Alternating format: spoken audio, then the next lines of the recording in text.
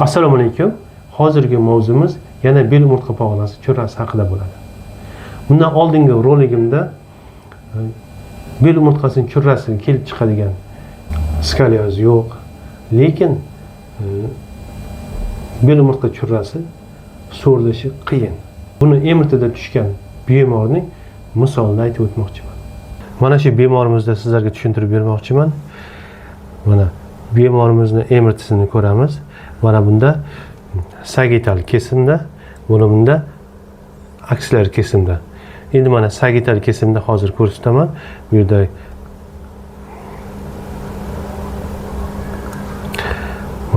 mana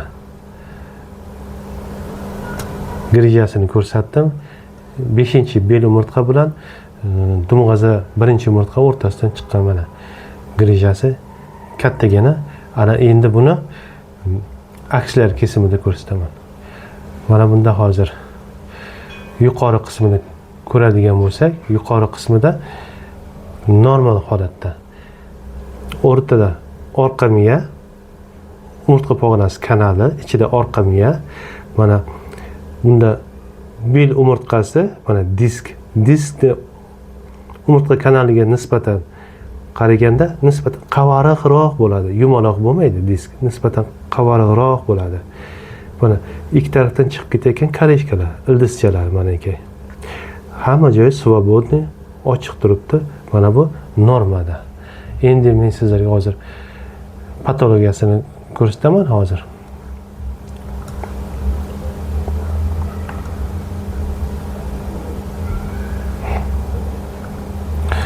Mana endi bu yerda ko'rishingiz mumkin. Mana diskning ahvolini ko'ryapsizlarmi? Fibroz halqani yorib, umurtqa kanaliga, umurtqa pog'onasining kanaliga mana bu yerda yorib kirgan.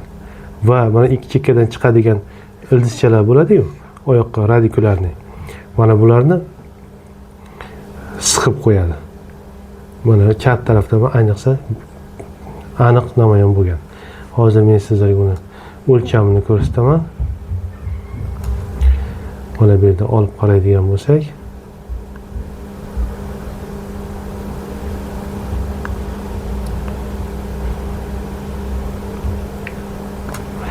mana 2,6 sm. Normal holatlarda ham nima uchun ba'zilarda grijani yaxshi bo'lib ketishi tezroq bo'ladi, so'rilishi ba'zilarda qiyin bo'ladi. Mana shuning uchun, mana shu kulchovoy moment, asosiy moment hisoblanadi. Asosiy grijaning umurtqa kanaliga kirib kelishini asosi, mana bunday asosi yo'g'on bo'ladigan bo'lsa, uni so'rilib ketishi qiyin bo'ladi. Agar mana bu yerda 2,6 sm, agar 1 sm-gacha bo'ladigan bo'lsa, 1 sm-gacha.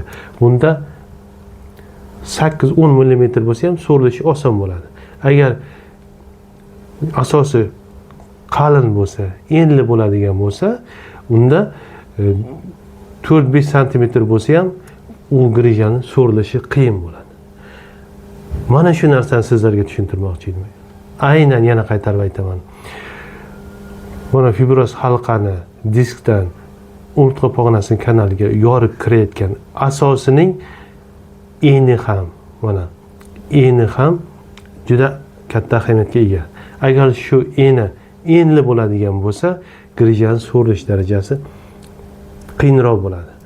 Agar ensizroq bo'ladigan bo'lsa, masalan 1 sm-gacha, 8-10 mm bo'lsa ham so'rilish ehtimoli yuqoriroq bo'ladi.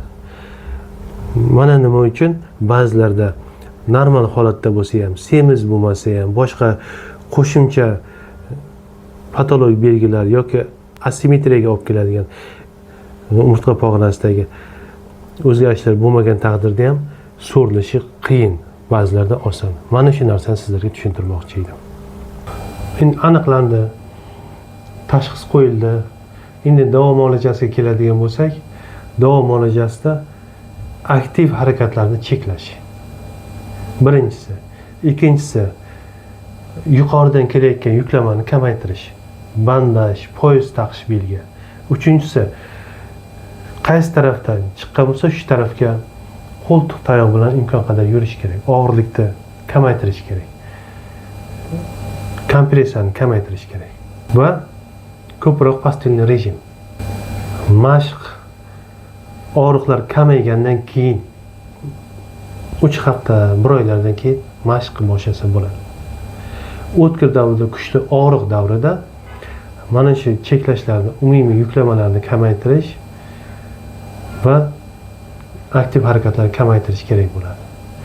Medikamentos, dori vositalariga keladigan bo'lsak, birinchi o'rinda og'riq qoldiruvchilar MPVSlar, mana diklofenak, tenaxikam, ketanol, ketorolac qilishimiz kerak bo'ladi. Ikkinchi miorelaksantlar, medikalimlar, chunki og'riq hisobiga mushaklar spazm bo'ladi.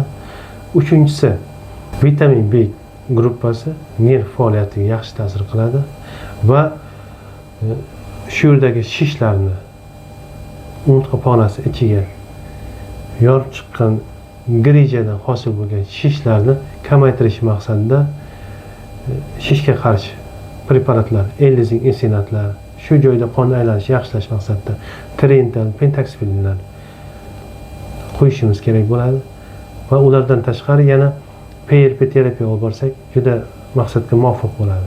Ya'ni o'zini qonni olib, sentrifugadan o'tkazib, sakralni shu joyga ukol qilganimizda yog'lanish jarayonini kamaytiradi, shishni kamaytiradi, shuning hisobiga og'riqlar kamayadi. Va o'tkir davri o'tgandan keyin YouTube'larda juda ko'p roliklar chiqqan bel umurtqa mashqlarini bajarib boshlash kerak bo'ladi. Va papaya juda yaxshi effekt beradi. Papaya ko'kini bir osh qoshiqdan 2 mahal 5-6 oy ichish tavsiya etiladi. Mashq bilan birga. Shunday qilsa agar grijaning so'rilib ketish ehtimoli juda katta bo'ladi. Qisqacha mana shu ma'lumotlarni sizlarga yetkazmoqchi edim. Sog' bo'lingizlar.